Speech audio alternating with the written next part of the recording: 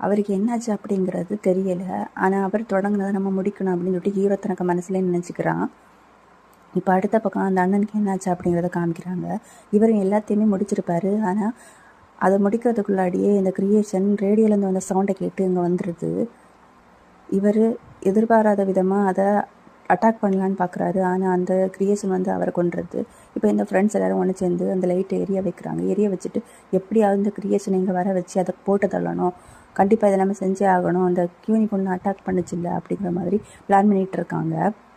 Plan பண்ணிகிட்டு இருக்கும்போது இவங்க எல்லாருமே ஒரு இடத்துல போய் ஒளிஞ்சிக்கிட்டு இந்த கியூனி பொண்ணோட ரத்தத்தை அது வந்து ஸ்மெல் பண்ணியிருக்கோம் இல்லை, அது அந்த இடத்துக்கு வர்றதுக்காக இவங்க வந்து அந்த கியூனி பொண்ணையே பழையமாக வச்சுருப்பாங்க.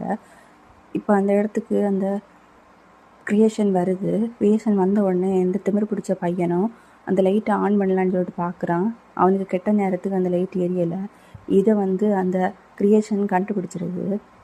உடனே அவன் வந்து ஹீரோவை பிடிக்கலான்னு அந்த க்ரியேஷன் பார்க்குது.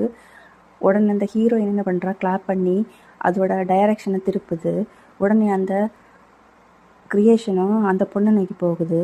இவங்க உடனே அந்த நேரத்தை பயன்படுத்தி அந்த லைட்டை ஆன் பண்ணிடுறாங்க. ஆன் பண்ண உடனே அதுக்கு முகத்தில் லைட் அடித்து அது அப்படியே அலற ஆரம்பிக்குது.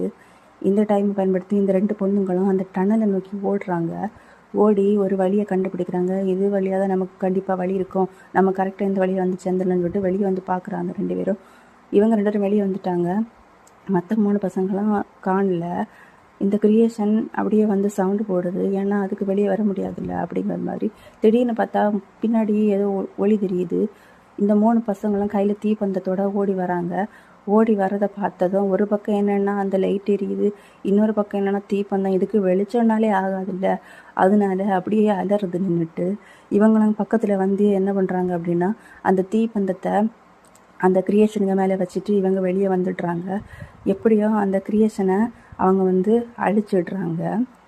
இப்போ பார்த்தா அந்த ஹீரோ வந்து சைக்கிளில் போயிட்டுருக்கும்போது அவன் வந்து பேக்ரவுண்டில் சொல்கிறான், எங்கள் பஸ் டிரைவர் வந்து ஒரு விடுகதை கேட்டார், அதுக்கான விடையை நாங்கள் கண்டுபிடிச்சிட்டோம், தைரியம்தான் அதுக்கு முக்கியம், அந்த தைரியம் இருந்தனால தான் நாங்கள் வந்து அந்த க்ரியேஷனை அழித்து அது தப்பி வந்தோம், நம்மளும் எல்லாத்துலேயும் தைரியமாக இருக்கணும், எல்லாத்தையும் ஃபேஸ் பண்ணுறதுக்கு தைரியம் இருந்தால் மட்டும்தான் முடியும் அப்படிங்கிற மாதிரி இருக்கிறாங்க. இப்போ இவங்க வந்து வெளியே சொல்லியிருப்பாங்க இல்லை, அப்போ அவங்க வந்து அங்கே இருக்கிற டைம் வந்து கொஞ்சம் போலீஸ் வந்து அந்த இடத்துக்கு வராங்க. என்ன இது இவங்க சொன்னது உண்மை அப்படிங்கிறது மாதிரி பார்க்குறதுக்கு. அதுலேயும் ஒரு போலீஸ் உள்ள டனல் வழியாக போய் பார்க்குறாரு. எதையோ பார்த்து அவர் வந்து அப்படியே மிரண்டு போகிறாரு. அப்படி அந்த கதையை முடிக்கிறாங்க. இந்த கதை உங்களுக்கு பிடிச்சிருக்கும்னு நினைக்கிறேன்.